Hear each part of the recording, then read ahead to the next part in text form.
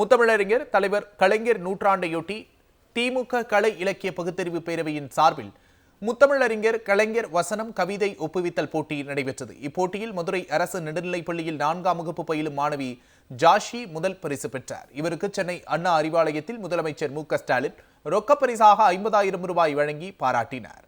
இதேபோல புதுக்கோட்டை இருதய மகளிர் மேல்நிலைப் பள்ளியில் 11ஆம் வகுப்பு பயிலும் மாணவி மதிவதனி 2ஆம் இடமும், சென்னை சைதாப்பேட்டை பாத்திமா மெட்ரிக் மேல்நிலைப் பள்ளி மாணவன் இஜாஸ் அகமத் 3ஆம் இடமும் பெற்றனர். 2ஆம் இடம் பிடித்த மாணவிக்கு 30,000 ரூபாய் ரொக்கமும், 3ஆம் இடம் பிடித்த மாணவருக்கு 25,000 ரூபாய் ரொக்கமும் வழங்கி முதலமைச்சர் மு.க.ஸ்டாலின் பாராட்டினார்.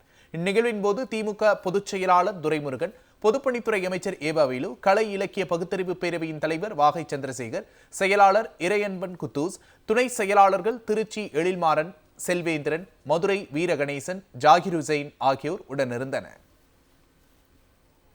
மதுரை கிழக்கு ஊராட்சி ஒன்றிய நடுநிலைப் பள்ளியிலேருந்து நான் வர்றேன். கலை இலக்கிய பகுத்தறிவு பேரவை அதில் ஒரு 30-40 பேர் கலந்துக்கிட்டாங்க. அதில் நான் ஃபஸ்ட்டாக சென்னை அறிவாலயத்தில் கலந்துக்கிட்டேன். 200க்கு மேலே நிறைய பேர் கலந்துக்கிட்டாங்க. அதுலேயும் ஸ்டேட் ஃபஸ்ட்டு வந்திருக்கேன். எனக்கு ரொம்ப சந்தோஷமாக இருக்குது. முதலமைச்சர் ஐயாவுக்கு ரொம்ப நன்றி. புதுக்கோட்டையில் மாவட்ட அளவில்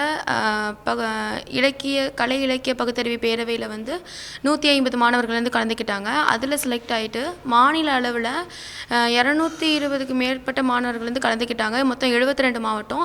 அதில் 2ஆம் பரிசு பெற்றதுலேருந்து நான் ரொம்ப மகிழ்ச்சி அடைகிறேன். இன்றைக்கி முதலமைச்சர் ஐயா கையில் அந்த பரிசை பெறதை நினச்சி நான் ரொம்ப மகிழ்ச்சி அடைகிறேன். சென்னை மாவட்டத்தில் உள்ள சைதாப்பேட்டையிலேருந்து வந்திருக்கேன். இந்த கலை இலக்கிய பேரவை பேச்சு போட்டியில் நான் முதலில் மாவட்ட அளவில் 2ஆம் பரிசு பெற்றேன். அதே போன்று மாநில அளவில் 3ஆம் பரிசு பெற்றிருக்கிறேன்.